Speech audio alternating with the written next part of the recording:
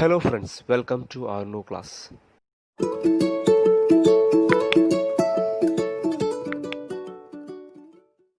ഇന്ന് നമ്മൾ ചർച്ച ചെയ്യുന്നത് meaning and features of non profit organisation. Non profit organisation or not for profit organisation, ആ പേരിൽ തന്നെ അതിൻ്റെ മീനിങ് ഉണ്ട്. നമ്മുടെ സൊസൈറ്റിയിൽ ധാരാളം ഓർഗനൈസേഷൻസ് നമുക്ക് കാണാനായിട്ട് സാധിക്കും. ഫസ്റ്റ് ഇയറിൽ ബിസിനസ് ഓർഗനൈസേഷനെ പറ്റി നമ്മൾ പഠിച്ചിട്ടുണ്ടായിരുന്നു. എന്താണ് നോൺ പ്രോഫിറ്റ് ഓർഗനൈസേഷൻ? ഇത്തരത്തിലുള്ള ഓർഗനൈസേഷൻ്റെ പ്രധാന ലക്ഷ്യം എന്തല്ല, പ്രോഫിറ്റ് അല്ല. Which are set up for providing service to its members and the public in general. ആ ഓർഗനൈസേഷനിലുള്ള മെമ്പേഴ്സിനും സൊസൈറ്റിക്കും സേവനം പ്രൊവൈഡ് ചെയ്യുക എന്ന ലക്ഷ്യത്തോടു കൂടി ഫോം ചെയ്തിരിക്കുന്ന ഓർഗനൈസേഷൻസ് ആണ് നോട്ട് ഫോർ പ്രോഫിറ്റ് ഓർഗനൈസേഷൻ എന്ന് പറയുന്നത്. Example: clubs, charitable institutions, schools, religious organisations, trade unions, welfare societies and societies for the promotion of art and culture, etc. Normally, these organizations do not undertake any business activities. ഇത്തരത്തിലുള്ള organisations ഒരിക്കലും business activities എടുക്കുന്നില്ല. And are managed by trustee. ഈ ഓർഗനൈസേഷനെ manage ചെയ്യുന്നത് ഒരു ട്രസ്റ്റിയാണ്. Members തിരഞ്ഞെടുക്കുന്ന trustee ആയിരിക്കും, അല്ലെങ്കിൽ ഒരു കമ്മിറ്റി ആയിരിക്കും ആ ഓർഗനൈസേഷൻസിനെ മാനേജ് ചെയ്യുന്നത്. ഫോർ എക്സാമ്പിൾ, ഒരു ക്ലബ്ബ് എടുത്ത് നോക്കുകയാണെന്നുണ്ടെങ്കിൽ ആ ക്ലബ്ബ് ഒരു വ്യക്തിയുടെ ഓണർഷിപ്പിലുള്ളതായിരിക്കത്തില്ല. ആ ക്ലബ്ബിൽ എത്ര മെമ്പേഴ്സ് ഉണ്ടോ അവർ എല്ലാവരും കൂടെ ചേർന്ന് ഒരു വ്യക്തിയെ ട്രസ്റ്റി ആയിട്ടും സെക്രട്ടറി ആയിട്ടും നമ്മൾ തിരഞ്ഞെടുക്കുകയും ആ വ്യക്തിയായിരിക്കും ബാക്കിയുള്ള എല്ലാ മെമ്പേഴ്സിനും വേണ്ടി ആ ഓർഗനൈസേഷനെ മാനേജ് ചെയ്യുന്നത്. ആ ട്രസ്റ്റി ബാക്കി എല്ലാ മെമ്പേഴ്സിനോടും അക്കൗണ്ടബിൾ ആണ്. ആ ഓർഗനൈസേഷനിലെ ഫണ്ട് ഉപയോഗിക്കുന്നതിലും ആ ഓർഗനൈസേഷൻ്റെ ഒബ്ജക്റ്റീവ് മീറ്റ് ചെയ്യുന്നതിലും ആ ട്രസ്റ്റി മെമ്പേഴ്സിനോട് അക്കൗണ്ടബിൾ ആയിരിക്കും. They also have to maintain proper accounts and prepare the financial statement which take the form of receipt and payment account, income and expenditure account and balance sheet at the end for every accounting period. മറ്റുള്ള ഓർഗനൈസേഷനെ പോലെ തന്നെ ഇവിടെയും അക്കൗണ്ട്സുകൾ maintain ചെയ്യാറുണ്ട്. ഇത്തരത്തിലുള്ള ഓർഗനൈസേഷനിലും വരവും ചിലവും ഉണ്ടായിരിക്കും. അപ്പോൾ അതുകൊണ്ട് തന്നെ ആ വരവ് ചിലവ് കണക്കുകളും നമ്മൾ ഇവിടെ മെയിൻറ്റെയിൻ ചെയ്യേണ്ടതായിട്ടുണ്ട്. അതിനായി ഇത്തരത്തിലുള്ള ഓർഗനൈസേഷൻ പ്രിപ്പയർ ചെയ്യുന്ന അക്കൗണ്ട്സുകളാണ് ഇൻകം ആൻഡ് എക്സ്പെൻഡിച്ചർ അക്കൗണ്ടും റെസിപ്റ്റ് ആൻഡ് പേയ്മെൻറ്റ് അക്കൗണ്ടും ബാലൻസ് ഷീറ്റും. അത് എല്ലാ വർഷത്തിൻ്റെയും അവസാനം പ്രിപ്പയർ ചെയ്യും. നോട്ട് ഫോർ പ്രോഫിറ്റ് ഓർഗനൈസേഷൻ്റെ ഒരു മീനിങ് പരിചയപ്പെടാം. Not for profit organisation refers to the organizations that are used for the welfare of the society and are set up as charitable institutions which function without any profit motive.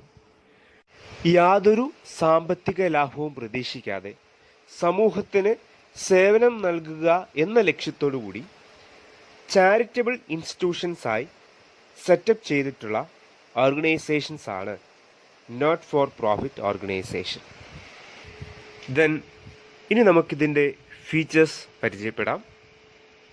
First one, such organisations are formed for providing service to the public at large without any consideration of caste, creed and color. ഇത്തരത്തിലുള്ള organisation form ചെയ്തിരിക്കുന്നത് സമൂഹത്തിന് വലിയ രീതിയിൽ സേവനം provide ചെയ്യുക എന്ന ലക്ഷ്യത്തോടു കൂടിയാണ്. അത് ജാതിമത ഭേദമന്യേ ഏവർക്കും ഒരുപോലെ സേവനം നൽകുന്ന രീതിയിലാണ് ഈ ഓർഗനൈസേഷൻ ഫോം ചെയ്തിരിക്കുന്നത്. അതാണ് ഒന്നാമത്തെ പ്രത്യേകത. Second one, these are organised as charitable trust or societies, and subscribers to such organization are called members. ഇത്തരത്തിലുള്ള ഓർഗനൈസേഷനെ നമ്മൾ ഓർഗനൈസ് ചെയ്യുന്നത് ഒരു ട്രസ്റ്റായിട്ടാണ്, അല്ലെങ്കിൽ ഒരു സൊസൈറ്റി ആയിട്ടാണ്. അതുപോലെ തന്നെ ഈ ഓർഗനൈസേഷനിൽ ഉള്ള സബ്സ്ക്രൈബേഴ്സിനെ നമ്മൾ മെമ്പേഴ്സ് എന്നാണ് വിളിക്കുന്നത്.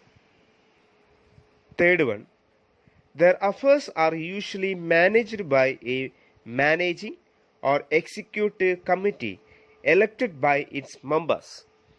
ഇത് നമ്മൾ നേരത്തെ പറഞ്ഞതാണ്. ഇത്തരത്തിലുള്ള ഓർഗനൈസേഷൻസിനെ മാനേജ് ചെയ്യുന്നത് ആ ഓർഗനൈസേഷനിലുള്ള മെമ്പേഴ്സ് തിരഞ്ഞെടുക്കുന്ന ഒരു എലക്റ്റഡ് കമ്മിറ്റി, അത് എക്സിക്യൂട്ടീവ് കമ്മിറ്റി എന്ന് പറയാം, അല്ലെങ്കിൽ മാനേജിങ് കമ്മിറ്റി എന്ന് പറയാം. ഈ കമ്മിറ്റി ആയിരിക്കും ആ ഓർഗനൈസേഷൻ്റെ എല്ലാ കാര്യങ്ങളും മാനേജ് ചെയ്ത് കൊണ്ടുപോകുന്നത്.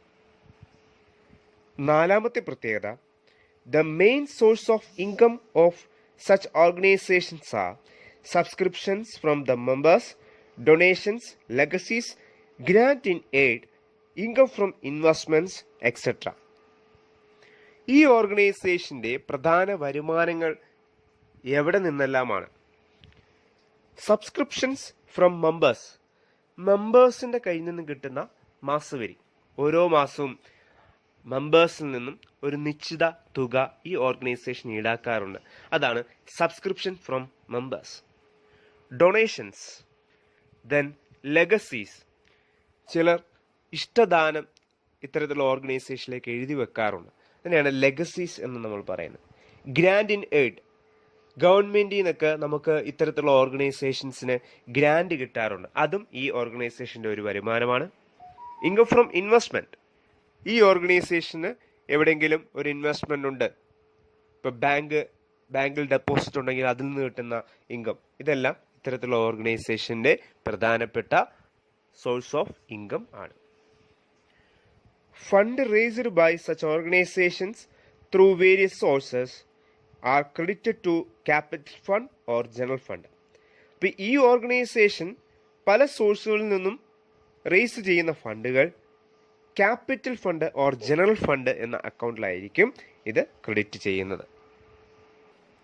Sixth fund, the surplus generated in the form of excess of income over expenditure is not distributed amongst the members. It is simply added in the capital fund.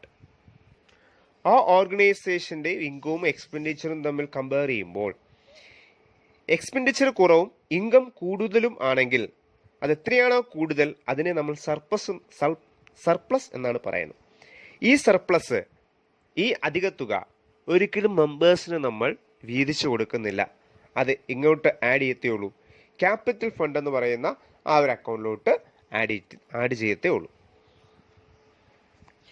The not-for-profit organizations earn their reputation on the basis of their contributions to the welfare of the society rather than on the customers or on a satisfaction.